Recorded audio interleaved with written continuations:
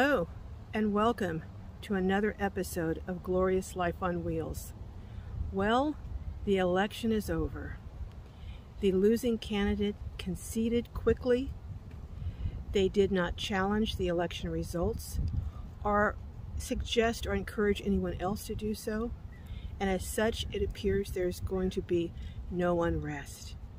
I, for one, am relieved that there will be no conflict, and it appears there will be a peaceful transfer of power, as there should be in a democracy. However, given the tone during much of the election and some statements that were made, I do have some concerns. I'm hopeful that those concerns turn out to be unwarranted, but only time will tell.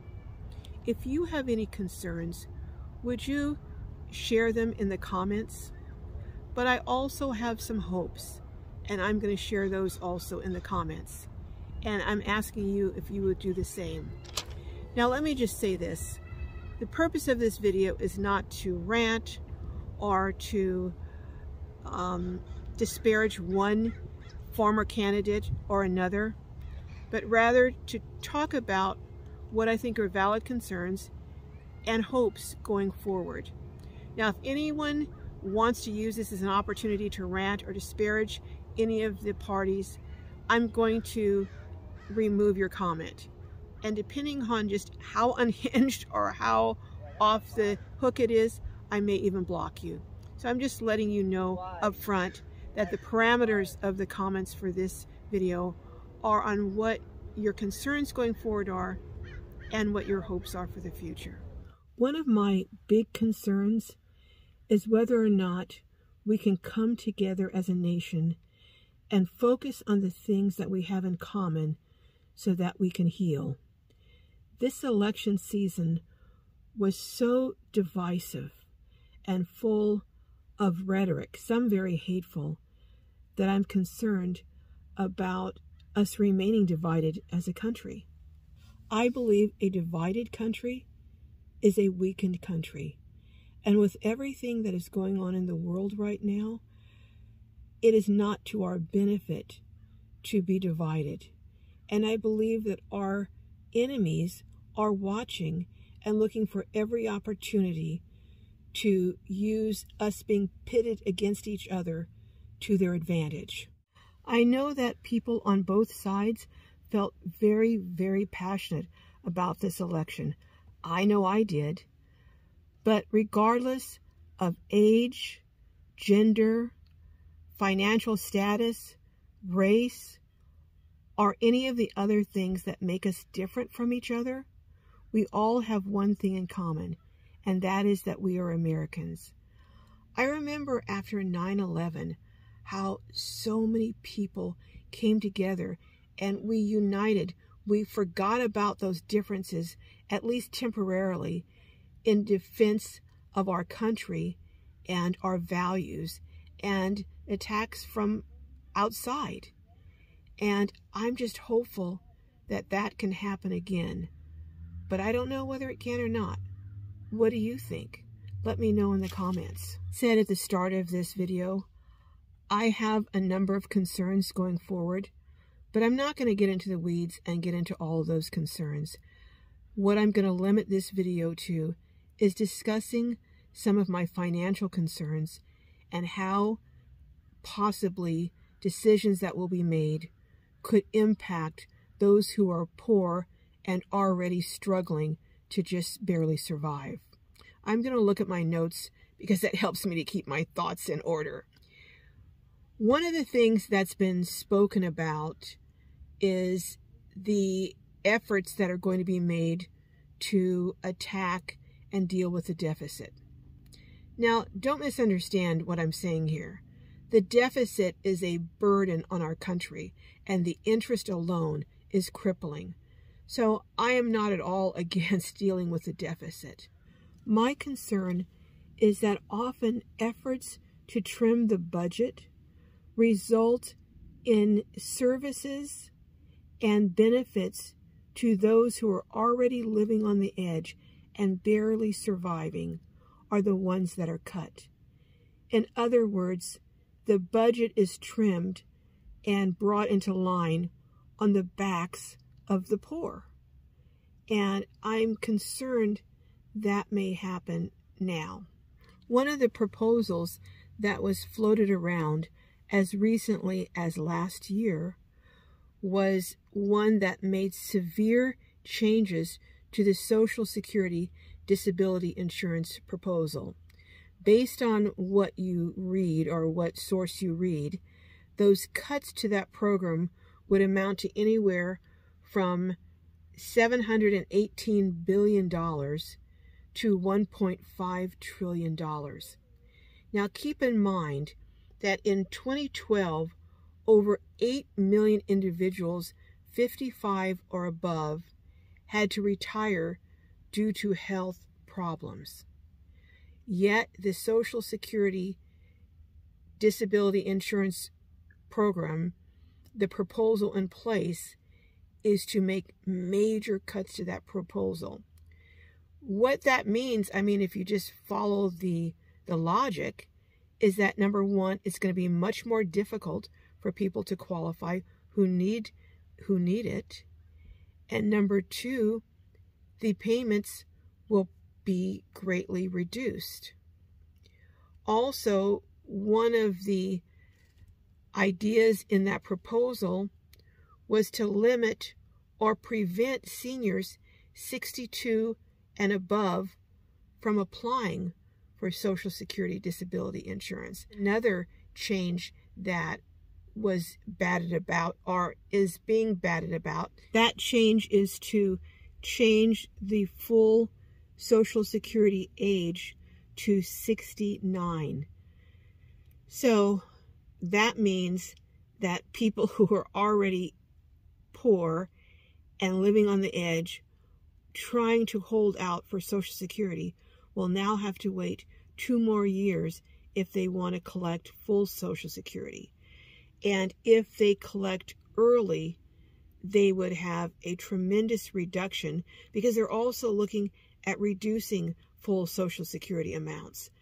I mean, these changes, which, by the way, are proposed by some current politicians. I'm not saying that they're up for a vote right now, but there's some proposals that were in a document by some current politicians. And it would be especially harmful to low-income seniors. So I'm very concerned that some of these proposals, in order to address the deficit, may actually be implemented. If they are implemented, we'll have even more seniors living in cars and vehicles that don't want to, but don't have a choice, and that's their only option. One of the other changes that was proposed in this document would impact Medicare. And again, I'm going to look at my notes. The proposal would be to basically do away with the Inflation Reduction Act. It would repeal the $35 insulin. It would also repeal the $2,000 cap for out-of-pocket expenses. We already have seniors who are suffering because they can't pay for meds and are cutting their meds in half or skipping the meds altogether. It would also change Medicare such that it would raise the premium for many seniors. And basically, to some degree, it would kind of privatize or make private insurance be running Medicare. I mean, do you want insurers running Medicare? And it would so greatly expand Medicare Advantage programs, at least that's my understand, that basically one person said Medicare, just regular Medicare, would pretty much die on the vine. Now, I don't know about you, but I've heard some things about Medicare Advantage programs that may not be the best for a lot of people. The other thing is that possibly some of these changes would end up with many people who currently have medical coverage not having medical coverage.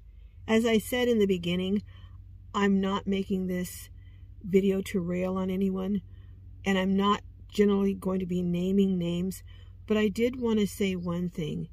And Elon Musk did say that if some of the suggestions that he had talked about were implemented, it would result in temporary hardship. But it's the temporary hardship statement that concerns me, because usually when there's a hardship, it's poor people who are the ones suffering, not the wealthy. And what assurances are that those poor people who experience that hardship will ever recover from it? So those are some of the concerns that I have.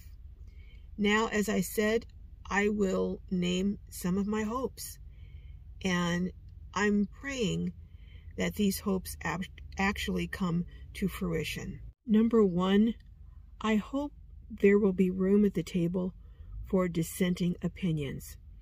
I find that I often learn as much or more from people who I have a difference of opinion on about a topic than I do from the people who always agree with me. So I hope that those voices will also be heard, and that value will be given to other perspectives. Number two, I hope that we're able to maintain good relationships with our traditional allies. With everything that's going on in the world, I don't think we need to be the lone man or the lone ranger out there. We need our allies need us, and I hope we're able to maintain and even cultivate those relationships to be better. Number three, I hope the changes that are made don't thrust those who are on the edge, struggling, about to go over the cliff financially already. I hope the changes and the efforts to balance the budget and address the deficit really aren't done, as is often the case, on the backs of impoverished people. And I hope that Social Security, Medicare, programs that are in place to help the poor are not stripped down such that very few can benefit from those programs. Those are just some of them. Like I said, there are many other concerns, but I'm not going to get all in the weeds. But those are some that deal with financial aspects, because I think if our relationships with our allies suffer, and I'm not a politician, I'm not a historian, but I do believe it could impact the position of the dollar as the world currency. And I'm very concerned as to what would happen, because there are already countries like China, India, I can't remember the other ones, who are looking for alternatives to the dollar as a currency. So I just think that, well, again, we need to be praying. And I hope that sound minds will prevail and that we all come together in the end. All right, let me know what you think, what your hopes are, what your fears are, but do keep it appropriate, please. All right, till next time. Bye-bye.